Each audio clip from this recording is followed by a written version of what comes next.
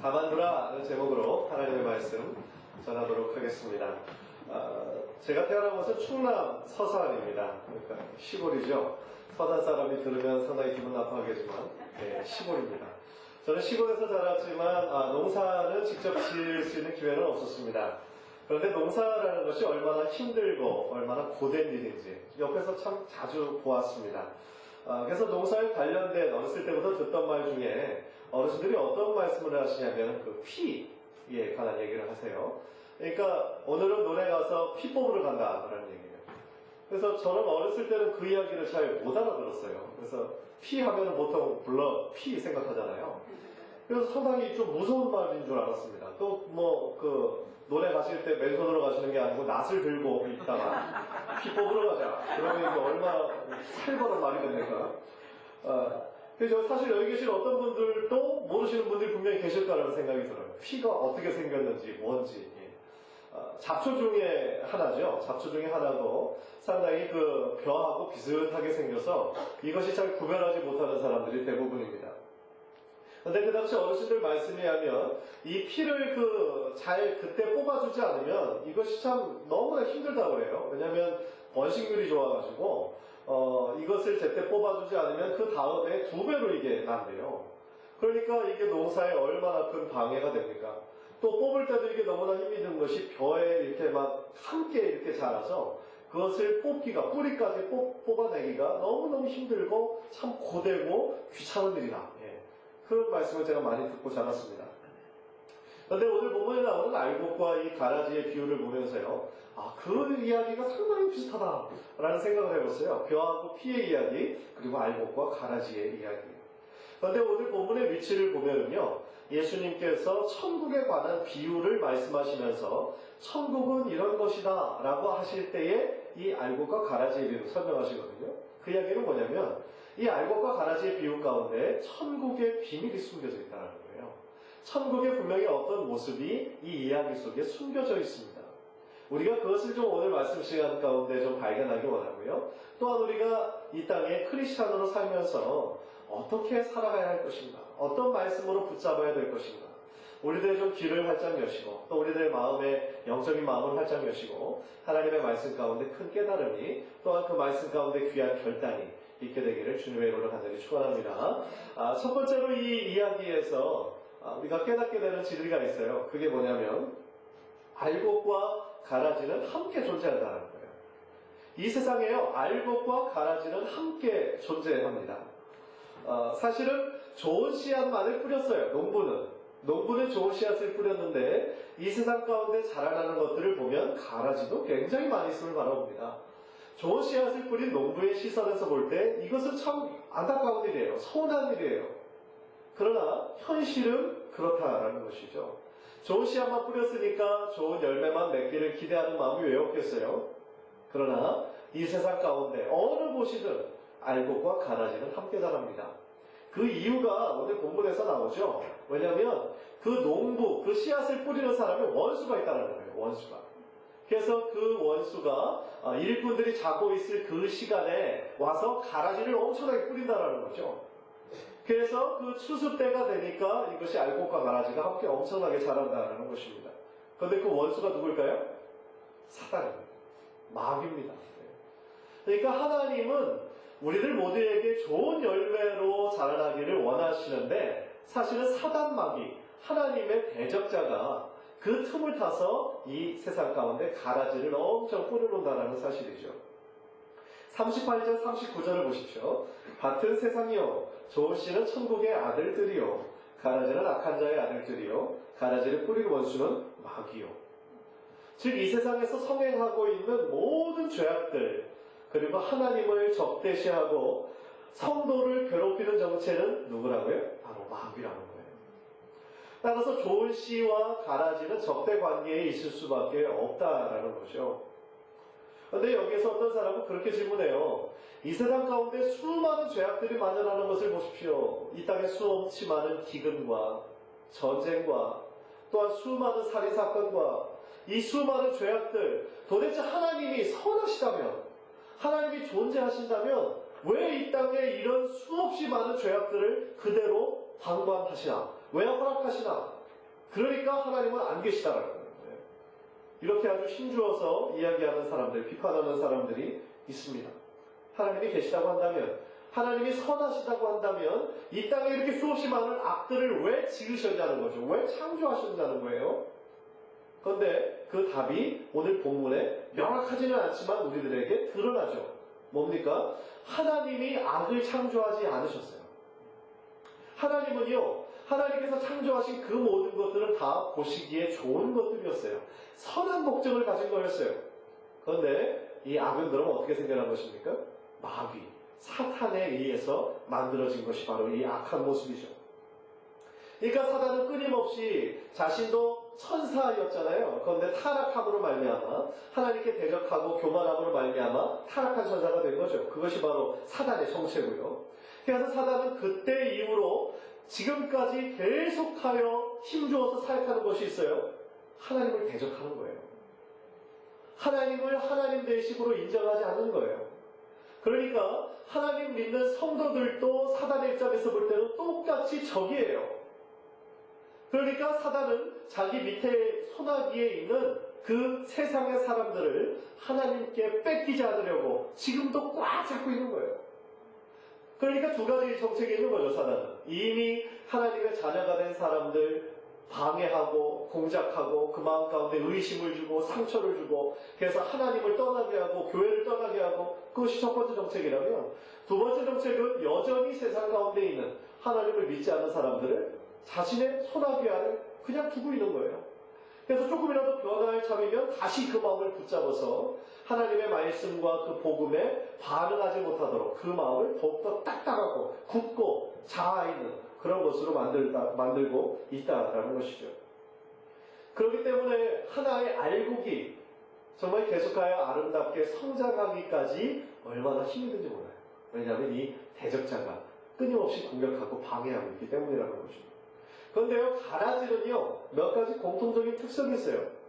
세 가지 특성을 말씀드리려고 하는데, 첫 번째는 위장성이에요. 위장성. 기가 막히게 위장을 잘해요. 겉으로 얼핏 보기에는 알곡과 유사해요. 두 번째 특징은요, 잠복성이에요. 잠복성은 어느 기간 동안 숨겨져 있다는 거예요. 그러니까 어느 순간까지는 이것이 알곡인지 가라지인지 완전히 잠복해 있다가 결정적 순간이 되면 자신의 정체를 확 드러내는 그런 마수의 손길을 뻗친다는 거죠. 세 번째로 이 가라지의 특성은 해독성이에요. 아주 해로워요. 실제로 팔레스틴 근방에서 자라는 이 가라지는요, 먹으면 급한 설사병을 일으켜가지고 사람의 생명까지 뺏어버릴 정도의 아주 해독함이 있었다는 거예요. 이 세 가지 특성을 들으면서 위장성, 잠복성, 해독성 이걸 들으면서 어떤 분들은 암이랑 비슷하다라는 생각을 하신 분도 계실 거예요. 그렇잖아요. 이것이 제일 처음에 암인지 모르잖아요.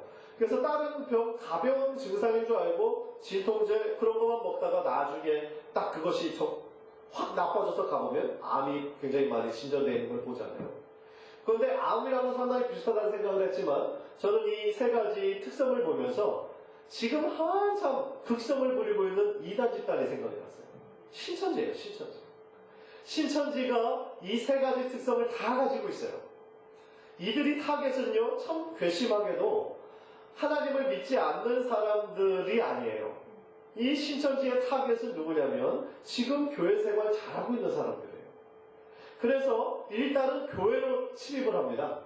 교회 사이즈, 크기 상관하지 않아요. 그냥 큰 교회든 작은 교회든 침입합니다. 그리고 사실 세가족으로 등록하니까 그 교회에서 환영하지 않는 교회가 어디 있어요? 큰 교회는 큰 교회대로 좋고 작은 교회는 작은 교회대로 좋은 거잖아요. 그래서 잘해주죠. 그리고 거기에서 2년, 3년을 모든 모임 예배를 성실하게 참석을 합니다.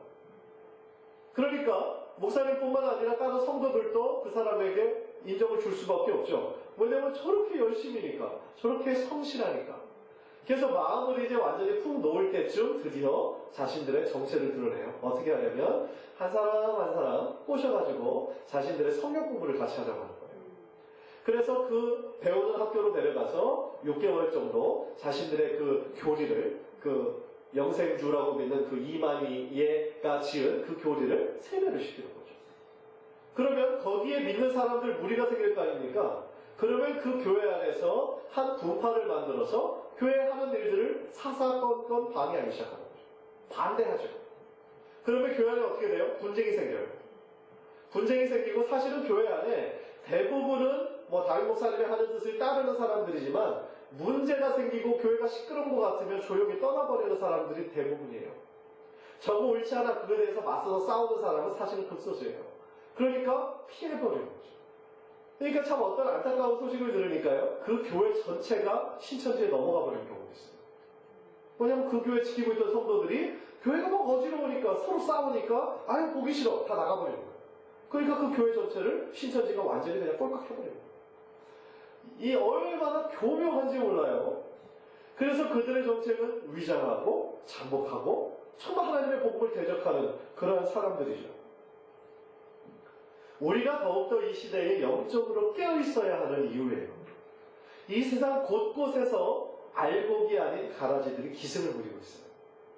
아무리 진짜인 것처럼 포장해도 결국엔 드러나요. 알곡이 아니라 가라지예요.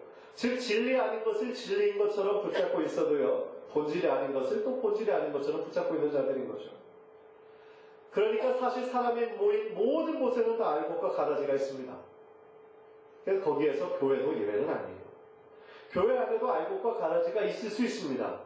그러나 우리는 가라지와 신앙이 미성숙한, 아직 신앙이 악인, 그래서 지금 자라고 있는 사람들을 보고 혼동해서는 안 돼요. 어떤 면에 있어서는 비슷할 수 있어요. 아직 잘 모르니까. 그러나 가라지와 미숙한 성도와는 엄연한 차이가 있어요. 그러나 우리가 늘 기억해야 하는 것은 이 세상의 모든 모임, 심지어 교회라고 할지라도 완전한 곳은 없다는 거예요. 완전한 모임, 완전한 교회는 이 세상에 존재하지 않아요. 만약에 우리가 그렇게 기대한다면 그 기대는 어느 순간 실망으로 변하게 되죠. 이 세상의 선과 악은 언제나 공존합니다. 이 세상의 빛과 어둠은 언제나 공존해요. 마찬가지예요. 알곡과 가라지는 어느 곳에나 있습니다. 그런데 우리가 그 상황 가운데 반드시 기억해야 하는 것은 뭐냐면 최후의 알곡과 가라지를 구분하는 것은 우리의 몫이 아니라는 거예요. 우리의 몫이 아니에요. 그 일은 하나님께서 하나님의 때에 이루시는 일입니다. 분명한 것은 지금 우리가 해야 될 일은요. 다른 사람들을 가라지라고 정죄해야 될 때는 아니에요. 마음으로 아유 가라지구나. 쉽게 정죄할 때는 아니에요. 그게 아니라 우리가 알곡으로, 우리 자신이 알곡으로 열매를 맺기 위해 노력해야 할 때인 것이죠. 교회만 열심히 다닌다는 것이 우리가 알곡이라는 것을 증명하지 않아요. 지금은 무작정 열심히만 믿으면 되는 시대는 아니라고 생각합니다. 무작정 열심히만 믿으면 되지 뭐. 예전에는 통했을지 몰라요. 그러나 지금은 그렇지 않아요. 지금은 올바로 믿어야 할 때입니다. 정확하고 올바르게 우리들 믿음의 대상이 무엇인지 정확하게 알고 믿어야 할 때입니다. 가장 불쌍한 사람은요. 진리가 아닌 것을 진리로 믿고 있는 사람입니다. 하나님의 말씀과 하나님의 뜻은 그것이 아닌데 마치 자신이 경험한 어떤 특정한 경험만이 전체인 것처럼 생각하는 사람이 있다면 그것처럼 안타깝고 정말 심각한 현상은 없어요. 그런데 그런 분들에게 아무리 그것이 아니라고 틀렸다고 이야기해줘도 절대로 그것을 인정해주지 않을 때 참 마음이 안타깝죠. 그 완고함, 그 교만함, 그것이 결국에는 자기 의로 똘똘 뭉치게 되면 그것은 어떤 사람이 이야기해도 전혀 통하지 않는 고집불통이 돼요. 따라서 우리가 무엇을 믿는지, 우리가 교회 왜 다니고 우리가 믿고 있는 믿음의 핵심은 무엇인지, 기독교의 기본 진리가 무엇인지 우리는 부지런히 배우고 훈련해야 되겠습니다. 늘 말씀과 기도에 깨어있어야 되겠어요. 또한 우리가 아는 것이 전체인 것처럼 착각해서도 안 되겠어요. 우리가 지금까지 교회 30년 다니고 40년 다녔어요. 아름다운 일이죠. 복된 일이죠. 그러나 우리가 성경에 대해서, 하나님의 크신 하나님에 대해서 우리가 아는 것이 얼마나 되겠어요? 우리가 알고 있는 지식, 우리가 지금까지 만난 그 경험, 사실은 크신 하나님, 이 우주 만물을 지으신 하나님에 비해서 볼 때 그것은 너무나 극히 일부분이에요. 먼지와 같은 부분이에요. 그런데 그것으로 어떻게 이것이 바로 하나님의 모습이야, 이것이 다야 라고 누가 감히 이야기할 수가 있겠냐는 거죠. 우리들의 부족함을 인정하고 반대로 하나님의 크심을 인정하고 겸손히 하나님 앞에 나아갈 때에 우리들의 믿음이 자라고 우리들의 성품이 더욱더 성숙해지고 예수 그리스도의 향기가 예수 그리스도의 모습이 우리들의 삶 가운데 더욱더 나타나지게 되는 복된 삶을 사시게 되기를 주님의 이름으로 간절히 축원합니다. 두 번째로 우리는 오늘 본문을 통해서 나의 일과 하나님의 일을 잘 구별해야 해요. 나의 일 그리고 하나님의 일 잘 구별해야 합니다. 오늘 본문을 보면요, 싹이 나와서 결실을 맺을 때쯤에 그 주인의 종들이 주인에게 하는 말이 있어요. 28절 29절이죠. 주인이 이르되 원수가 이렇게 하였구나. 종들이 말하되 그러면 우리가 가서 이것을 뽑기를 원하시나이까? 주인이 이르되 가만두라. 가라지를 뽑다가 곡식까지 뽑을까 염려하노라. 종들은요, 그 가라지를 보고 이거 알곡이 아니잖아요. 알곡의 결실을 해치는 거잖아요. 그러니까 그 하인들은 이것을 뽑기를 원하는 거예요. 그렇게 건의하는 거예요. 이거 놔둬서 뭡니까? 시원하게 뽑아버리죠. 참 리저너블한 얘기죠. 근데 그렇게 뽑는 것이 불가능한 것이 아닌데 주인은 No, just leave it. 내버려두라 라고 말씀하세요. 왜 그렇게 말씀하실까요? 뽑는 것이 귀찮아서일까요? 아니면 뽑는 것이 불가능해서일까요? 그렇지 않아요. 오늘 말씀에도 나오지만 가라지를 뽑을 때 혹시 알곡이 같이 뽑히면 어떡할까 염려하는 마음 때문에 그래요.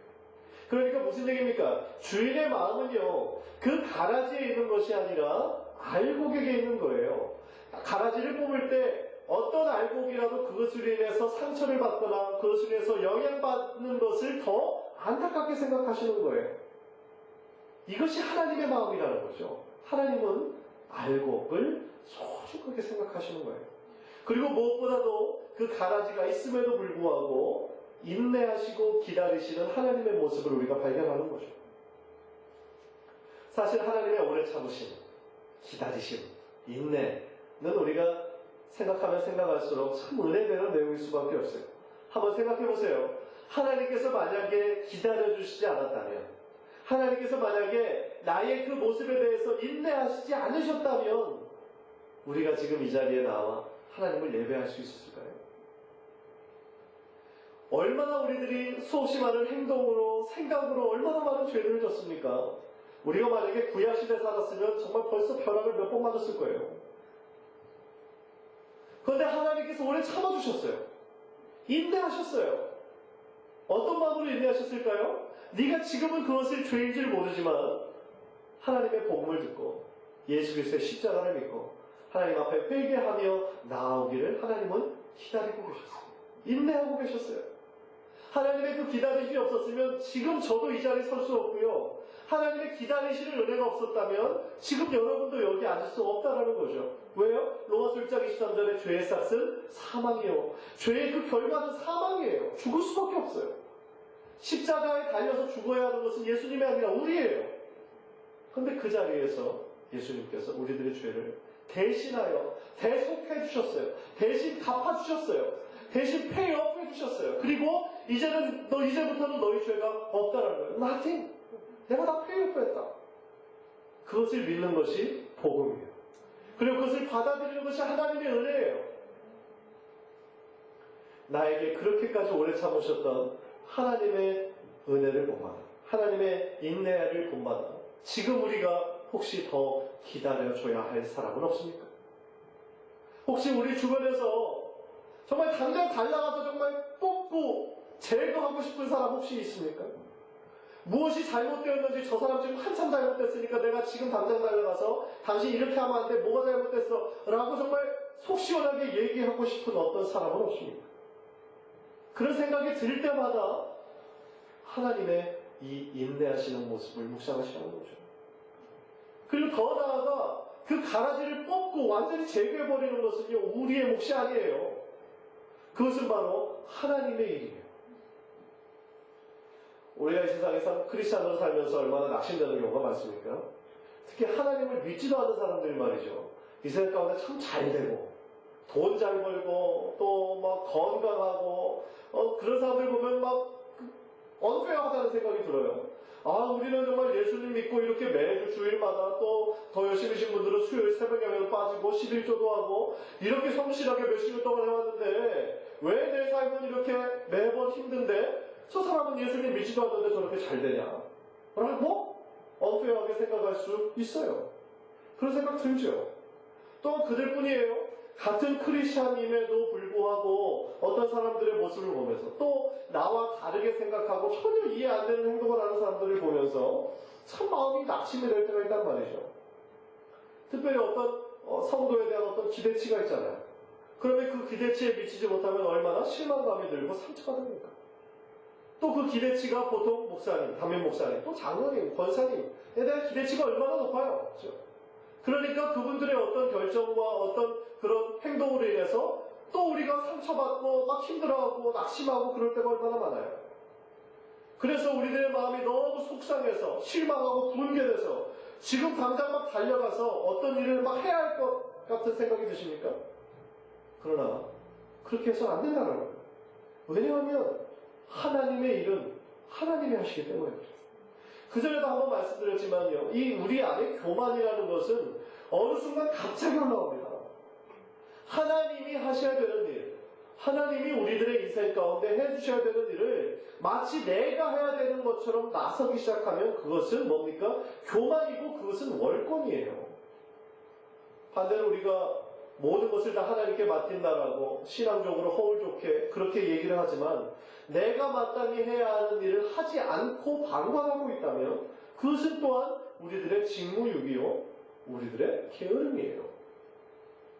따라서 우리는 하나님보다 앞서지도 말고 하나님보다 뒤처지도 말고 하나님의 일에 동참하며 하나님의 일에 동행하며 한 걸음 한 걸음 함께 나아가야 되는 것이죠. 그렇게 하기 위해서 어떻게 되겠습니까? 나를 향한 하나님의 뜻을 겸손히 물어야 되겠죠. 늘 하나님의 말씀 가운데 하나님의 뜻을 구하고 기도 가운데 하나님의 음성을 들어야 되겠죠. 그래야 하나님과 동행하는 것이 가능한 것이 아니겠습니까? 정말 간절히 말하기는 우리 사랑하는 성도님들, 나의 일, 내가 해야 하는 일, 그리고 하나님의 일, 하나님이 해주셔야 하는 일을 잘 구별하여서, 영적으로 잘 구별하여서 정말 하나님의 뜻을 이루는 데 있어서 선하게 사용되어지시기를 주님의 이름으로 간절히 축원합니다.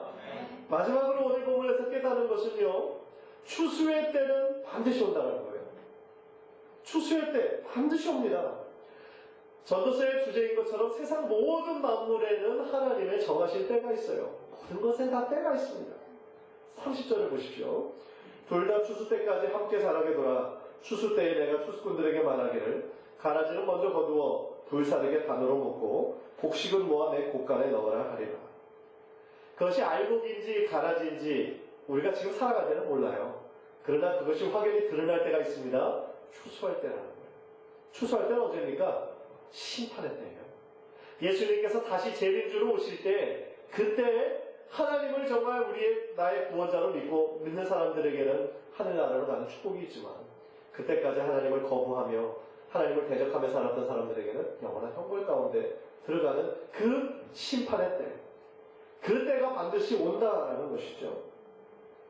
41절 43절 우리 화면을 보면서 우리 한번 다 함께 한번 읽도록 하겠습니다. 41절 43절 시작. 인자가 그 천사들을 보내리니 그들이 그 나라에서 모든 넘어지게 하는 것과 또 불법을 행하는 자들을 거두어내어 풀무불에 던져 넣으리니 거기서 울며 이를 갈게 되리라. 그때의 의인들은 자기 아버지 나라에서 해와 같이 빛나리라. 귀 있는 자는 들으라. 아멘. 주님께서는요, 알곡과 가라지의 전혀 다른 결말을 말씀해주고 계세요. 추수의 때가 오면 제일 먼저 가라지를 먼저 따로 묶는다는 거죠. 그리고 불사르게 단으로 묶어서 이것을 풀목불에 던져줘서 거기서 울며 이를 감당하는 거예요. 그러나 끝까지 진리를 지키며 본질을 붙잡으며 하나님의 뜻 가운데 행한 알곡들은 어떻게 됩니까? 영원한 천국에서 아버지와 함께 해와 같이 빛날 거라는 거죠. 해와 같이. 얼마나 아름다운 모습입니까? 즉 주님은 아까도 말씀드렸던 것처럼 인내하시는 하나님, 기다리시는 하나님, 사랑의 하나님이시지만 끝까지 기다리시지 않으세요. 이게 중요한 거죠. 하나님은 지금 기다리시는 시간이고 지금 우리가 사는 시간은 인내의 시간입니다. 그러나 끝까지 기다리시지 않으세요. 내버려 두시는 것처럼 보이지만 끝까지 내버려 두지 않으세요. 알곡과 가라지가 확연히 드러날 때가 옵니다. 그때가 언제인지 우리는 정확하게 알 수 없지만 그 추수의 때, 심판의 때는 반드시 온다라는 것이죠. 그렇다면 오늘 우리는 이 하나님의 말씀을, 우리들에게 주시는 말씀을 어떻게 적용해야 할까요? 적용하는 것이 참 중요하잖아요. 지금 우리가 살아가고 있는 이 세상은요, 알곡과 가라지가 함께 공존하고 있는 시대라고 말씀을 드렸어요. 마치 가라지가 알곡인 것처럼 온갖 방해와 공작을 해야 된다는 것이죠. 그러나 하나님의 추수의 때 반드시 임한다라는 것을 우리는 믿음 가운데 바라봐야 되는 것이죠. 우리는 끝까지 진리이신 예수 그리스도를 붙잡고 견고한 믿음의 터 위에서 흔들리지 말아야 된다는 거예요. 때로는 가라지의 말로 인해, 가라지의 어떤 방해 공작으로 인해 우리가 낙심이 될 수 있고 실망이 될 때가 있다 할지라도 우리는 끝까지 하나님만 바라보며 소망 가운데 주님 앞에 나아가야 된다는 것이죠. 무엇보다도 지금 우리가 있는 이 시간은 하나님께서 허락하신 시간이에요. 무슨 얘기냐면 알곡과 가라지가 함께 공존하는 이 안타까운 세상은, 안타까운 이 시간은 하나님께서 우리들에게 허락한 시간이라고 한다면 하나님의 뜻이 있는 거죠. 뭘까요? 한 명이라도 더 저 가라지를 예수 그리스도의 복음을 전해서 주님 앞으로 돌아올 수 있도록 복음을 전하고 기도해 주는 일입니다. 아마 그것을 한 명이라도 또 돌아오기를 기다리시기 때문에 지금 우리로 하여금 이 알곡과 가라지가 공존하는 시대에 살라고 하시는 하나님의 뜻은 아닐까요? 혹시 내 주변에 가라지처럼 나를 괴롭히고 방해하는 자들이 있습니까? 예수님의 긍휼의 눈으로 그들을 바라보십시오. 복음이 필요한 사람들입니다. 하나님의 은혜가 필요한 사람들입니다. 비록 지금은 너무나 미숙하고 비질린 것처럼 질린 것처럼 붙잡고 있고 하나님을 믿는 사람들을 대적한다 할지라도 우리가 그들에게 할 수 있는 나의 일 뭡니까? 기도하고 복음을 전하는 일이에요. 우리가 그들의 마음을 완전히 변화시켜서 하나님을 믿게 할 수 없어요. 그것은 우리들의 권한이 아니고 우리들의 능력 밖의 일이에요. 그러나 우리가 할 수 있는 선이 있어요. 복음을 전하고 그를 위해 계속하여 중보 기도하는 일이에요. 그렇게 우리가 포기하지 않고 그런 일을 감당할 때에 하나님께서 결국 우리들의 복음 전환과 우리들의 기도를 통해 그 사람의 마음을 여시고 그의 마음을 변화시켜 주시고 복음을 받아들여 하나님께 회개하며 나오게 하시는 그때가 속히 일어날 줄 믿습니다. 당신은 알고 계십니까? 가라지이십니까? 간절히 말하면 우리 모두 하나님 앞에 아름답게 있고 아름답게 결실한 알곡이 되어서 43절에서 말씀하신 것처럼 하늘나라에서 우리 좋은 아버지와 함께 해와 같이 빛나는 그 영광과 그 축복을 누리시는 우리 귀한 성도님들 되시기를 주님의 이름으로 간절히 축원합니다. 기도하겠습니다.